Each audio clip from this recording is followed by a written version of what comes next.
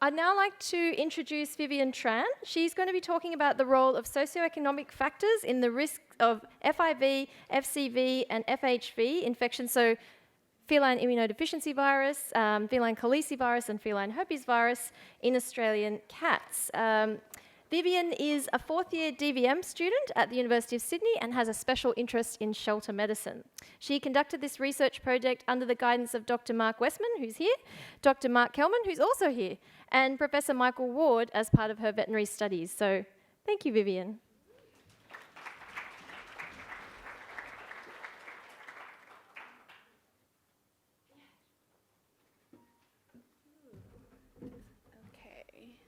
Is this the clicky thing? Okay. Hey guys, so yeah, my name is Vivian and I'm in my final year of veterinary studies and at the University of Sydney. Firstly, I'd like to say it's such an honour to be here today and I'm really excited to present this paper that we ran. Big shout out to, again, Mark Westman and other Mark Kelman, but yeah, big thanks to them. So this is our paper that we did. Ooh.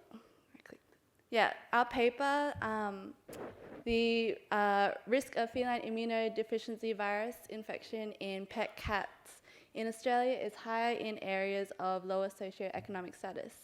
And what we did was look into feline health in Australia. We looked at 3 diseases, so FIV, feline herpesvirus, and feline calicivirus, and we looked at the link to socioeconomic status. Now, the results of this paper is online, free access, so anyone interested in looking at the results, you can go to Journal of Animals. So I'll jump right into it. Why are we all here today? We're here because too many animals come into the shelter, they're treatable, they're rehomable, but unfortunately, some have to be euthanized. We know that infections play a huge role in euthanasia in shelter animals. So gaining a better understanding of how this disease spreads in our community can really help us reduce the prevalence that we see. So quickly, feline immunodeficiency virus, what is it? It's a retrovirus that causes, as the name suggests, immunodeficiency. So that means increased susceptibility to common diseases such as gingivitis, feline upper respiratory tract disease, also known as cat flu, toxoplasmosis, and lymphosarcoma. Diagnosis is with in-house test kits, which is the most common that we'll see in our shelter, or you can also send it off to labs for PCR. Depending on where you are, prevalence really varies. So a study in the eastern coast of Australia in pet cats found with outdoor access, found the prevalence to be 16%. Across the world, there's also studies showing it varied between 4 to 8%. Mainly transmitted through bite, the risk factors that are known include males with outdoor access that are entire, because again, those are the ones that are fighting the most. Now, FIV doesn't necessarily cause disease and illness straight away, and we know that these cats can actually live for quite long lives. But in shelters, we see that these cats often have very rigorous and specific rehoming conditions, such as they have to be indoor only and they can't have any other cats in the household. And so these cats are often left in shelters for a really long time. Now, and then in fact, a recent study by one of my colleagues, Lucy Bowen, who's here today, she found that FIV is still a major reason for euthanasia in shelters across Australia, irrespective of their physical health status. So, feline calici and feline herpesvirus. Really quickly, these are major causes of feline cat flu, and cat flu is by far the most common disease that we see in cats in the shelter setting. And this is because risk factors such as stress, overcrowding, and close contact really exacerbates the disease and is such important factors for the spread of these diseases. Commonly, we see things such as sneezing, conjunctivitis, nasal discharge. I'm sure everyone's seen plenty of this. So, diagnosis, so mainly by clinical presentation, but obviously the most accurate is to get a sample and send it to a lab, but generally shelters don't really have the time and money for this, so it's mainly supportive treatment. And despite this, even though supportive treatment is possible, a study found that cat flu is the second most major reason for euthanasia in shelters, and that's just second to overcrowding. Okay, so what did we do? In the study, we looked at 1,044 cases of these three diseases, which we got from a online disease surveillance system. Sorry, give me a second. Yeah, so the Socioeconomic Indices For Areas, so SEIFA, is a tool developed by the Australian Bureau of Statistics, and it's used to interpret socioeconomic data.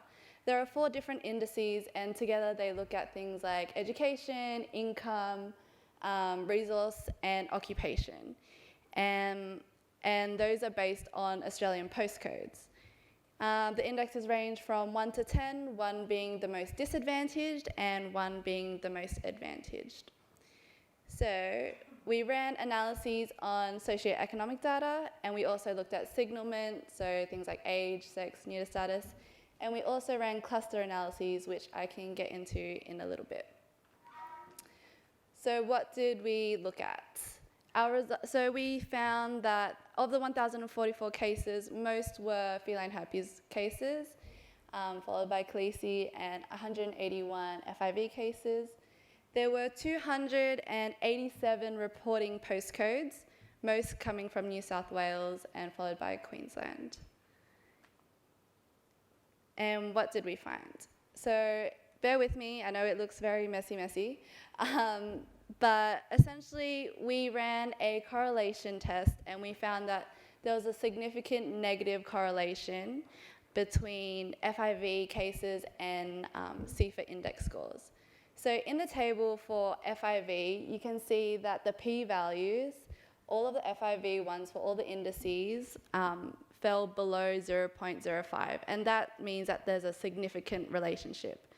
On the left of that, we see the value is negative, so there's an opposing relationship. So essentially, postcodes with more FIV cases were associated with lower socioeconomic status. So disadvantaged postcodes means more FIV cases that we found. There was no other correlation with feline herpes or feline calicivirus. We also found that disadvantaged postcodes had 1.6 to 2.3 times, were 1.6 to 2.3 times more likely to have a reported case of FIV. Disadvantaged postcodes being ones that fell underneath the median postcode being 6. If there were even distribution across all the postcodes, we would expect that odds ratio to be 1, so there is a correlation there. Now, with all papers, there's limitations, and this one has no exception. The main limitation was because of the voluntary nature of our cases, and an important one is diagnosis. So diagnosis for feline herpes and feline calicivirus in our study was mainly based on clinical diagnosis. And as I mentioned before, that's because in shelters, we don't really have time, or just in all practices, we don't really have time to send off a lab test when we could just treat, and it's a lot cheaper as well. Let's see, and I mentioned that we ran cluster analyses before. So a cluster is the same disease in a similar time and a similar location, and it's really important tool for looking at infectious diseases and outbreaks of these infectious diseases. We actually identified some clusters, but they happen to all be in areas of higher socioeconomic status, which is not what we expected, But if you look at the maps that we've made, which looks at all the cases that we found, the reported cases came from mainly major cities, and we know that major cities generally have higher socioeconomic status. So that's a little bit of a bias in our diagnostics there. In our analyses there. So what is the most important findings of our study? Essentially, it's that there is a relationship between FIV infection and low socioeconomic status. Now, the FIV vaccination in a study was found to be 56% protective. And FIV vaccine is a non-core vaccine, which is different to the feline herpes and feline calicivirus vaccine, which are part of our core vaccines. As vets, when vaccinations are recommended, we always look at the cost to the owner, the risk to the animal, and the benefit to the animal. Studies have found a correlation between a pet owner's income and education, and there's a reduced knowledge in pet care, pet health, and inclination to spend on preventative pet care. So if we're looking at this study, we can see that cats in areas of low socioeconomic status at a higher risk of FIV. So educating these clients that there is this risk can help us increase the rate of FIV vaccination and hence decrease the amount of FIV that we see. So not only can this study help us make more informed, help a pet owner make a more informed decision about their pet's health, but we can also help develop more area-targeted FIV vaccination and education programs. So ultimately, FIV is an issue in shelters, and we all see it, whether that's because they're long-standing shelter animals because of those rigorous conditions for rehoming, or it's because of the secondary diseases that come about and causes issues for health and welfare. This study has given light to a potential in which we can reduce FIV prevalence in a targeted and more efficient way. Although we have limited control over the feral and the stray populations, which might continue to spread the disease, if we can really target the urban cat population, maybe we can see less FIV in urban areas and in our rehomable cats. Thank you, that's it.